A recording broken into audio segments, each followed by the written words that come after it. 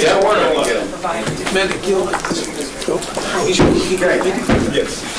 first item of business is approving the previous minutes. Can I have a motion to approve? Motion. Mr. Clay, second. Ms. Lockhart, all in favor? Aye. Those opposed? Passed unanimous. Okay, item number 1 on the agenda is authorizing an agreement with Cornell Cooperative Extension regarding the Home Energy Assistance Program, HEAP. Commissioner McClade? Yes. Good evening.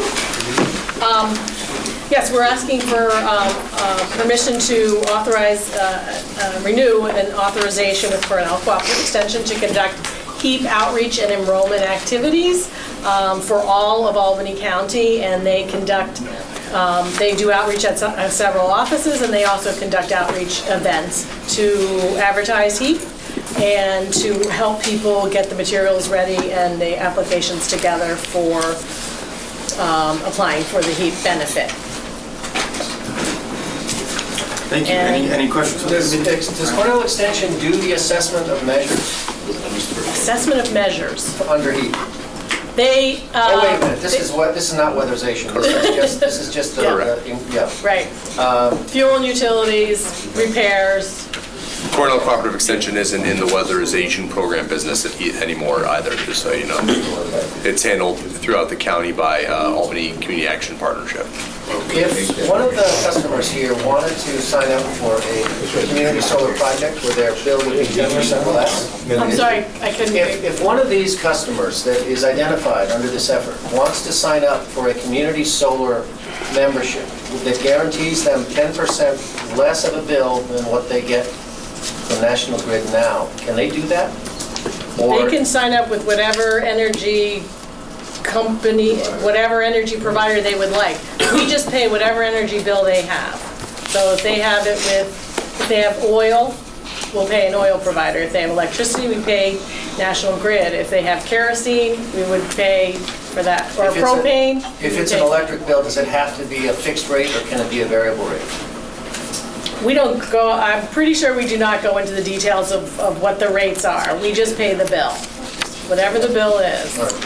Which would be good if they were paying 2% less. Yes. I have a question for this. This seems like one of the only programs that social services contracts out to another outside entity to administer. Is that what's the reason for that?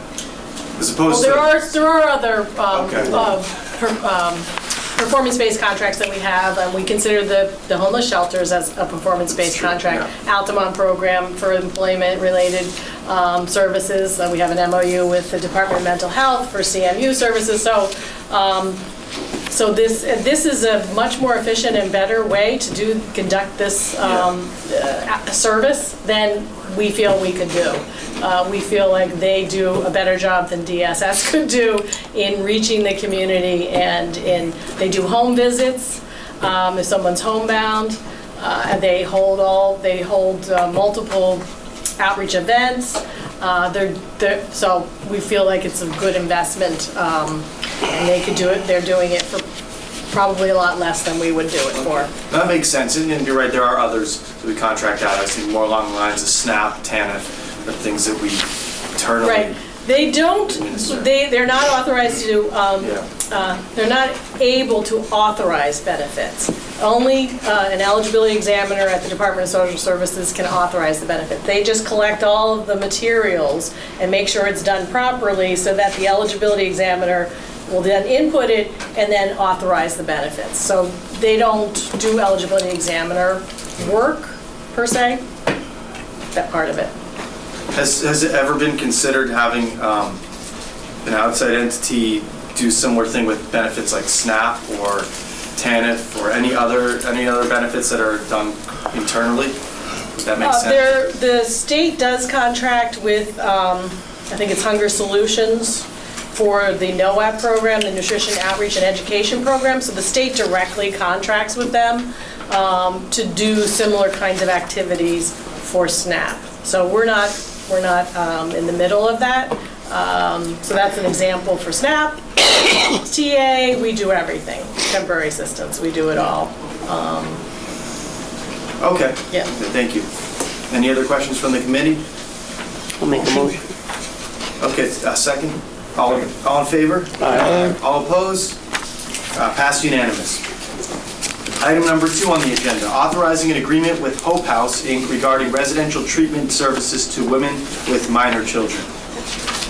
Yes, we're requesting permission to renew an authorization for an agreement with Hope House.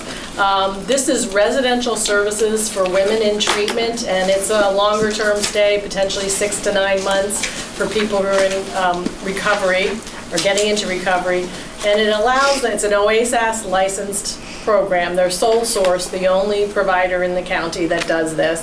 And they allow women to have their children, I think it's under 10, with them during recovery, during the treatment, which is very good because otherwise the children could end up in foster care. So it helps the women in their recovery, of course.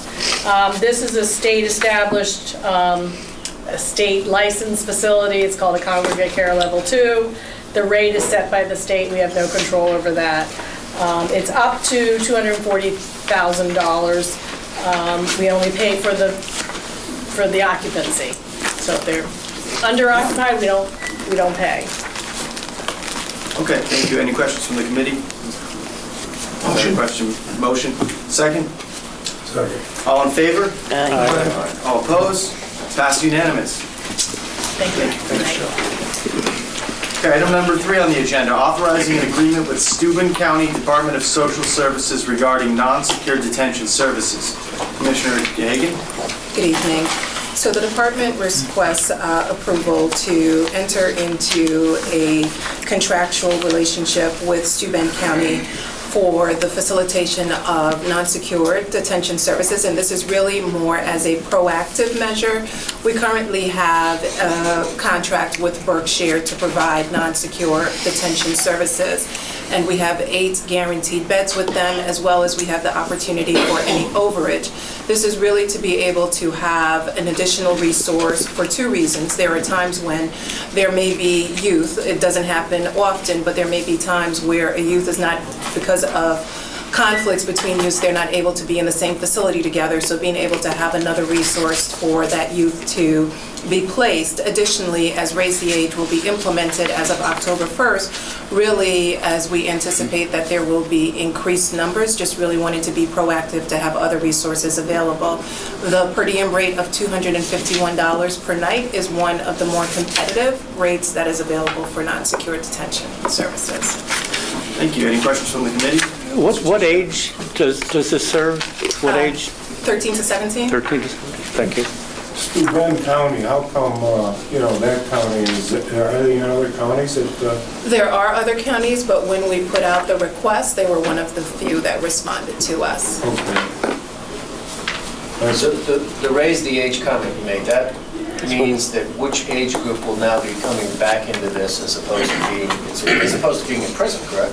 As opposed to going in, being treated as adults. And so you have the 16-year-olds that are coming into the system as of October 1st in 2019, October 1st, 2019, then you have the 17-year-olds. And so it's not to say that we don't currently have 16-year-olds that may get non-secure detention. It's for those who would have had what would be considered currently an adult arrest, that as of October 1st, then they could transition down into family court and be a juvenile delinquent, and then they would be additional youth coming into the juvenile justice system that may not currently touch our system. Ms. Lockhart? This non-secure, though, is generally PINs, right? Not JDs. You are correct. Right. Non-secured, usually it is PINs, but you can actually have JDs, and that's actually one of the circumstances that OCFS would like local districts to look at more, is that JDs can actually be placed in non-secure detention. Because Raise the Age is going to impact more like the regional facility here by the jail. Exactly. Yeah. Correct. That's So- why we're doing the assessment of the facility as we speak. But normally JDs wouldn't be with this thing, but they're trying to change that a little bit. And we do have some JDs Yeah. that are in non-secured, but usually, yes, they do usually go to secured, but there isn't anything statutorily that prevents them from going to non-secured. So it's really assessing what the Just a concerns are. concern, because you're talking about 13-year-olds now with Right. 19-year-olds, 18-year-olds, and Although you and I both know, Patty, that Yes, there's some it's not gonna- 13-year-olds that, I'm glad I'm not there anymore. Good luck. thank you. Any other questions from the committee? Motion to approve? Make a motion. Second, all in favor? All opposed? Passed unanimous. Okay, item number 4 on the agenda, authorizing an agreement with Trinity Alliance of the Capital Region regarding the provision of family and neighborhood resource center services. Yes, thank you. So this is a resource that is funded through the COPS, Community Optional Prevention Services. And so the Trinity Resource Center was established in 2005, and they have continued to provide services to communities serving zip codes 12202, 12206, and 12210 primarily. And it's really being able to provide tax services. They also provide services for the refugee community. And so really assessing what the needs are within those local communities and having those services available to support them. Thank you. Any questions from the committee? Okay, hearing none, motion to approve? Touche, second. All in favor? Aye. Those opposed? Passed unanimous.